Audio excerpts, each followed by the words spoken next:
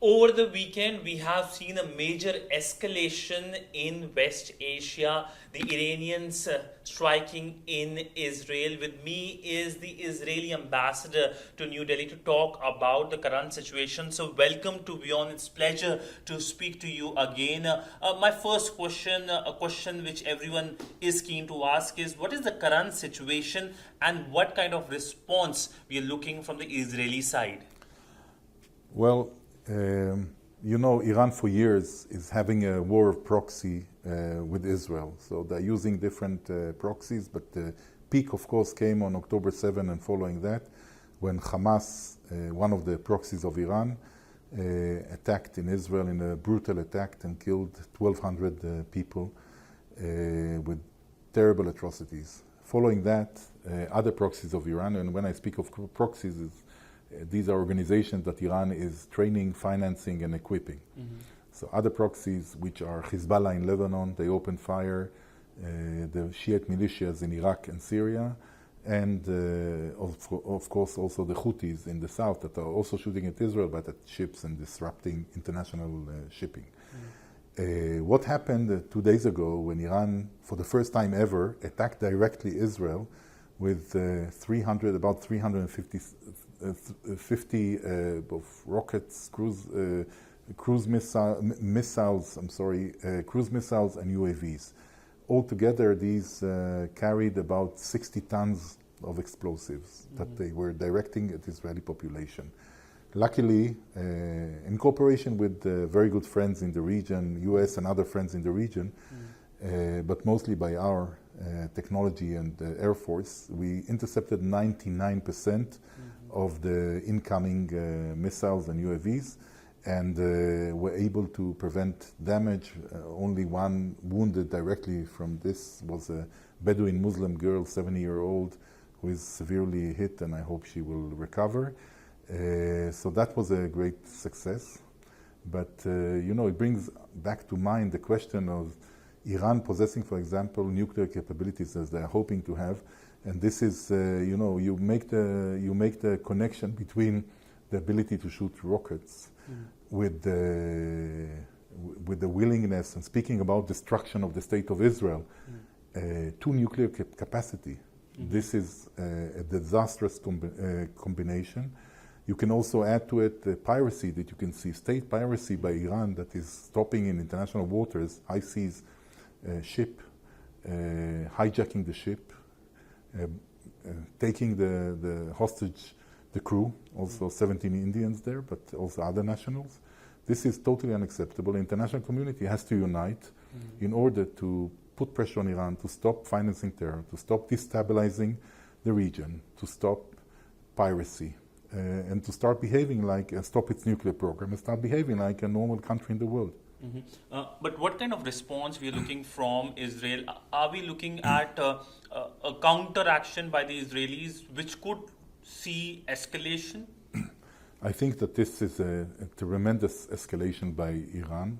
For the first time in history, shooting not by proxy, but directly from Iran to Israel. We'll have to, although we were able to stop any serious damage from this attack, still, we will have to retaliate and send a message that this is unacceptable. We will do it on our terms, on our time, whenever we find right and what we find fit.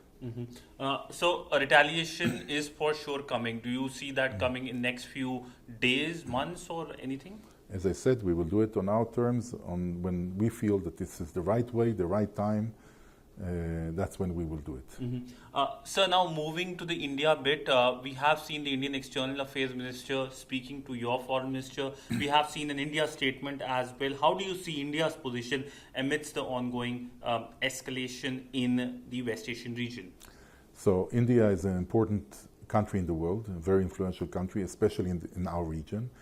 It's a great friend of Israel, and we expect India to be one of the countries who is leading this international effort, as I said before, to put pressure on the Iranians to stop everything, to stop their support of terrorism, the destabilization, the seek of nuclear weapons, the sea piracy, high seas piracy. All of that has to stop. Iran has to be under tremendous international pressure. India alone will not be able to do it, but I hope that India will be part of a bigger effort in order to make this happen. So you see India using its offices, good offices, to engage with Iran so that there is de-escalation? Engaging with Iran so far did not bring, many countries are engaging. Even before they launched the attack on Israel, countries try to engage with Iran. It seems that Iran is not engageable. Iran has to be under scrutiny. This is the way I think to do it. India did try. India is still trying to engage both Israel and Iran and de-escalate. But unfortunately, Iranians are behaving worse and worse by the day. And I think that we have to go to the next level now of pressure. So now talking about the Indian nationals who are in Israel, I mean, what kind of situation? I know the entire population there is in pressure, but just talking about Indians and a batch of Indian now going to Israel as well, do you see that continuing? I hope yes. I hope that things calm down and the travel warning is there now, that it will be lifted and people will continue coming. I think it's serving both our countries. When it comes to the safety and security of the people, they are no different than Israelis. All people in Israel living legitimately are compensated the same way if they are hurt. They are protected the same way. We showed our ability to protect now, intercepting 99% of the incoming missiles and UAVs from Iran. We do our utmost, and for us, they are no different than Israelis in any way. So we are working for the safety of everyone in Israel, including the Indian or the Thai or the Filipino workers that are there. But we saw how Indians are now going as construction workers. There were protocols signed as well. So do you think that the flow of Indians going to Israel as construction workers will continue, and there will be no, negative sentiment for the Indians going there? I mean, the flow will continue. My negative sentiment was in terms of the Indians, the fear they might have now going to Israel. I think that they went before when there was also a security situation with, and unfortunately also an Indian died there. We pulled out the Indians from the northern border area, or we gave demand to the employees to pull them back. In general, I think that they will want to come. Once the travel ban is lifted, it will be much easier for people to come. I think that the situation now, for the time being, is a little bit calmer.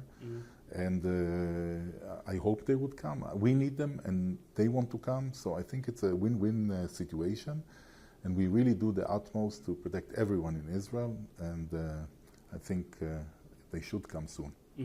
So my final question to you is the situation in northern Israel, how worrisome it has been for you. Now, there are concerns over Hezbollah making its own troubles, to use the word, in northern Israel. If you can give your assessment on that. So first of all, also on the night when Iran shot, Hezbollah, as a proxy of Iran, also shot about 100 rockets towards Israel. Hezbollah, the problem from the Israeli point of view is the fact that we evacuated close to 100,000 people from the northern border and also from Gaza, so close to 200,000 people. And as long as there is no solution there, Hezbollah is sitting and shooting directly at their houses, they are not there. And we have to bring them back. They have to come back to normal life. So either this will be solved by diplomatic means, and if we see that it's not, we will have to take military means in order to push back Hezbollah from threatening directly the houses of the people living. We're speaking of 3 to 5 kilometers from the border. That's the danger zone where they are. But one way or another, we'll have to stop it. And it will be a dear price for everyone, especially for Lebanon, but also for Israel, if we have to go to the military route. But we will not keep people not living in their homes, 1 lakh people almost. So we will, sooner or later, have to find a solution, and sooner rather than later. Well, on that note, thank you so much, sir, for speaking to WION and giving the assessment as to where the situation stands. Thank you so much, sir. Thank you very much. With video journalist Sidhant Sibal for WION in New Delhi.